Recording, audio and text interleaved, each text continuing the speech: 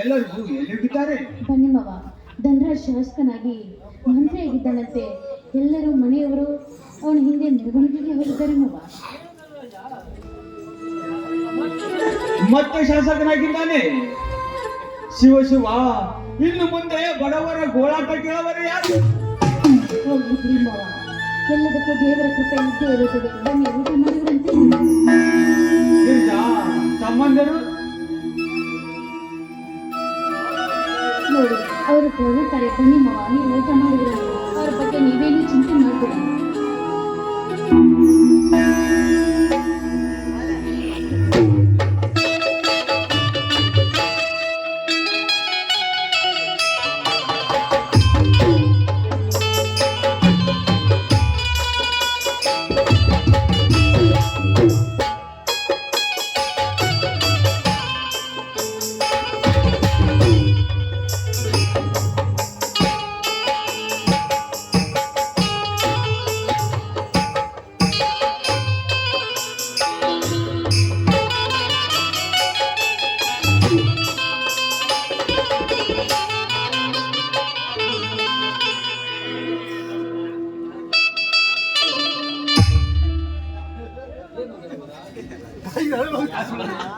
ಏನು ಧರ್ಮರಾಜ್, ಇದು ಯಾರ ಮನೆ ಎಂದು ತಿಳಿದು ಮಾಡುತ್ತಿರಲಿಲ್ಲ.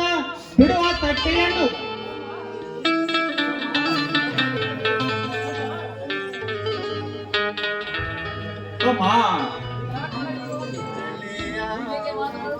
ತಮ್ಮ ಹೀಗೇಕೆ ಮಾತನಾಡುತ್ತೀವಿ?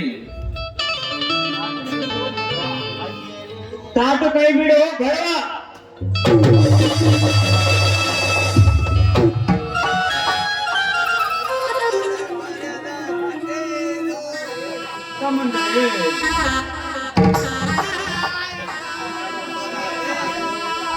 ಊಟಕ್ಕೂ ಸಹಿತ ಗತಿ ಇಲ್ಲದಂತಾಯಿತು. ಯಾರನ್ನು ಕೇಳಿ ಈ ಮನೆಯಲ್ಲಿ ಕಾಲಿಟ್ಟೆ ಲೇ ತಿರುಗ ಅಂದು ಮಾಡಿದ್ದು ಸಾಲವೇ, ಮತ್ತೆ ಕತೆ ರಚಿಸಲು ಬಂದಿರುವೆ.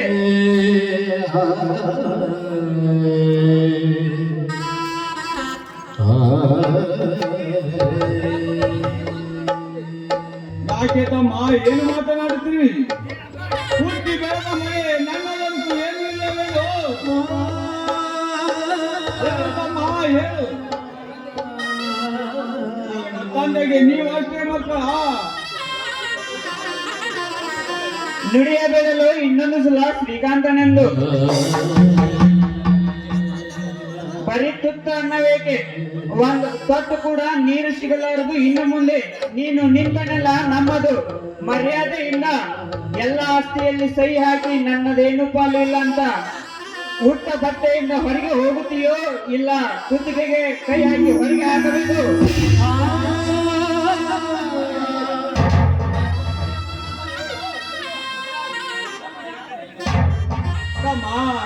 ಯಾಕೆ ಹೀಗೆ ಮಾತನಾಡುತ್ತಿರುವಿ?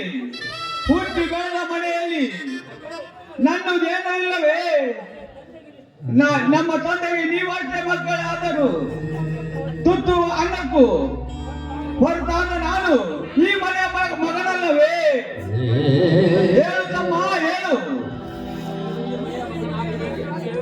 ನೀನು ಈ ಮನೆ ಮಗನಾಗಿದ್ರೆ ನಿನಗೂ ಆಸ್ತಿಯಲ್ಲಿ ಪಾಲು ಬೇಕಾದರೆ ಸರಿಯಾಗಿ ಪಾಲು ಮಾಡು.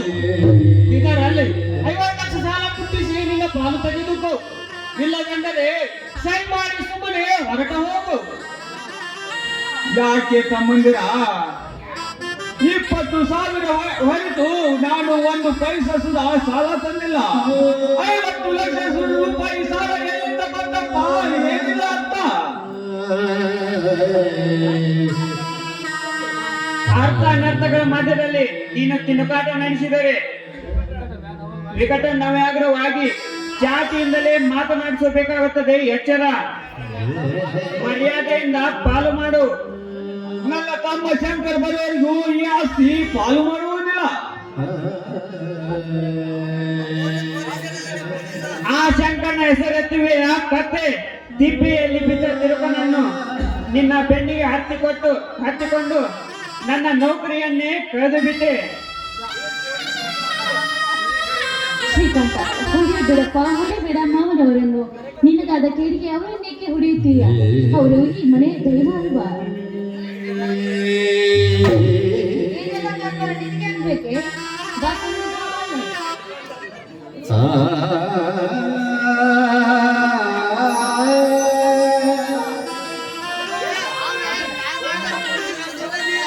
ಇವನು ಮನೆಯ ದೇವರನ್ನಲ್ಲ, ನಿನ್ನಂತ ಬಂದ ಹೆಣ್ಣನ್ನು ಕಟ್ಟಿಕೊಂಡು ಉಂಡ ಮನೆಗೆ ಎಡುಬಗೆಯುವ ರಾಕ್ಷಸ. ತಮ್ಮ ಆತ್ಮಿಗೆ ಇಂಥದ್ದು ಮಾತನಾಡಿದರೆ ಸಾಕ್ಷಾತ್ ಪಾರ್ವತಿ ಅಂತ ಇರುವ ಈ ಗಿರಿದಾಗೆ ಅಲ್ಲದ ಸಲ್ಲದ ಮಾತಾಡಿ ಪಾಪದ ಬೆಟ್ಟದ ಹತ್ತಿದೆಯೇನು? ಸರಿಯಾಚಿಗೆ ನೀಚ, ನನ್ನ ಪಾದಗಳನ್ನು ಮುಟ್ಟಬೇಡ. ಶ್ರೀಕಾಂತ್, ಇವನು ಹಾಗೆ ಬರುವುದಿಲ್ಲ. ಕಟ್ಟಿ ಒದೆ ಹಾಕು ಅಂದಾಗ ಪಾಲು ಕೊಡುತ್ತಾನೆ. ಶಶಿ, ತಿಳಿಯದೆ ತಮ್ಮ ನುಡಿದಂತೆ ನೀನು ನುಡಿಯಬೇಡ. ನಾನು ನಿಮ್ಮ ಒಡ ಹುಟ್ಟಿದ ಅಣ್ಣ.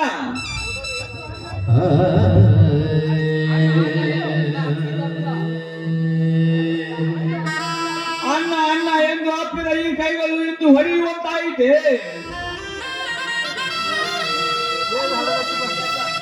ಅಂದ ಹಿರಿಯಣ್ಣನೇ ಪೂಜಿಸಿದ ಗೊಂಡ ಈ ಕೈಗಳಿಂದ ಈ ಕೆಲವು ನಿಮ್ಮಕ್ಕಿಂತ ಕಡೆಯಾದವೆ. ಹೇಳು ತಮ್ಮ, ಹೇಳು. ಸರಿಯಾಚೆಗೆ ಚಾಂಡಾಲ,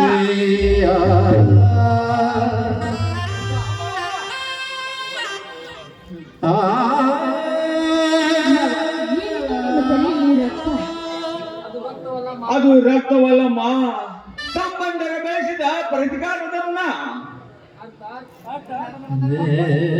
ಅರ್ಥ ತಮ್ಮಂದರು ಕೊಟ್ಟಿದ ಪ್ರೇಮದ ಕಾಣಿಕೆ. ನೀನ್ಯಾವಲೇ ನಮ್ಮನ್ನ ಬೇಯಿಸಿದ ನಾಲಾಯ್, ನಮಗೆ ಅನ್ನ ಹಾಕಿ ಬೇಯಿಸಿದ ಈ ಊರಿನ ದನಿ ಧನರಾಜ್. ಈ ದನಿ ಈ ಊರಿನ ಧನರಾಜ್.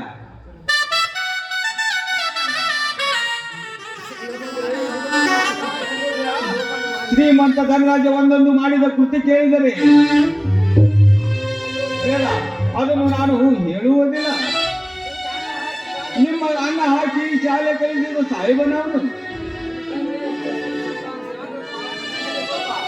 ಶಶಿ, ಶ್ರೀಕಾಂತ್, ನನ್ನ ಮೇಲೆ ಯಾಕೋ ನಿಮ್ಮದ ಕೋಪವಲ್ಲ, ನೀನಿಲ್ಲಿದ್ರೆ ನಮಗೆಲ್ಲ ತಾಪ.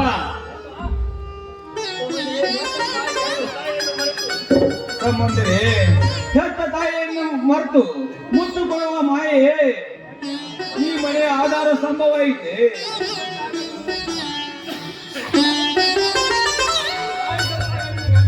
ತಾಯಿ ಸತ್ತಾಗ ನಿಮಗೆಲ್ಲ ನಾನೇ ಹೆತ್ತ ತಾಯಿಯಾಗಿ ನಿಮಗೆ ನುಚ್ಚು ಉಣಿಸಿದ್ದು ಮಾಡಿದ್ದು ಮರೆತು ಹೋಯಿತೆ. ನಿಮ್ಮ ಹಿಂದೆ ಈ ನಿಮಗೆಲ್ಲ ಕಾಲರ ಆದಾಗ ನಿಮ್ಮ 10 ಕಿಲೋಮೀಟರ್ ಹೊತ್ತುಕೊಂಡು ಹೋದಾಗ ನಿಮ್ಮಂತ ಮೈಯೆಲ್ಲ ನಿಮ್ಮ ಬೈರ ಕಡೆ ವ್ಯಾಪಿಸಿ ಅದನ್ನೆಲ್ಲ ಮರೆತು ಹೋಯಿತೇನೋ ತಮ್ಮ, ಮರೆತು ಹೋಯಿತು. ಅಣ್ಣ, ಇವನ ಹಾಗೆ ಬಿಟ್ಟರೆ ಇವನ ಪುರಾಣನೇ ಕೇಳುತ್ತಾಗುತ್ತದೆ. ಇವನನ್ನ ಮೊದಲು ಕಟ್ಟಿ ಹಾಕ್ತೀನಿ. ಸುನೀತಾ, ತಾಯಿಲಿ ಆ ಹಗ್ಗವನ್ನ.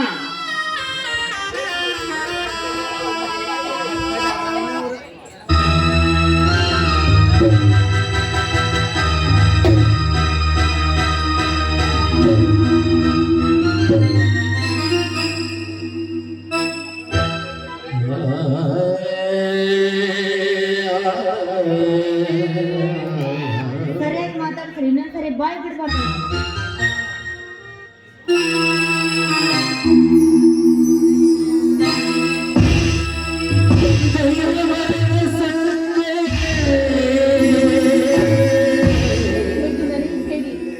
ಮಾವನನ್ನು ಕಟ್ಟಿ ಹಾಕಿ ಹೊಡೆದಿರಿ ನೀವು.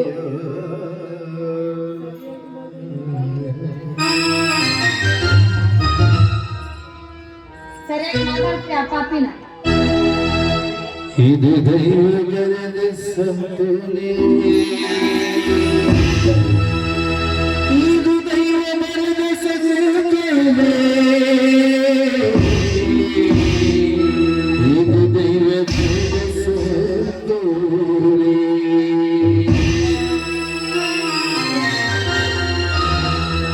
ಅಲ್ಲಾಹಿ ಸಲಹಿತಲ್ಲ ಬರೆದು ಹೋಯ್ತೆ,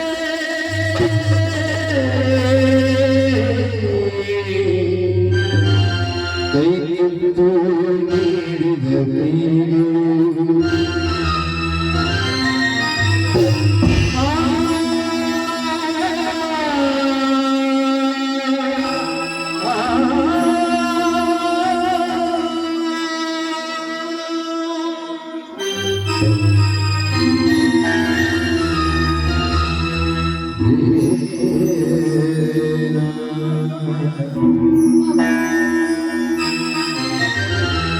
ಧರ್ಮಕ್ಕೆ ತುಳಸಿದ ಸಂಗಾರೆ,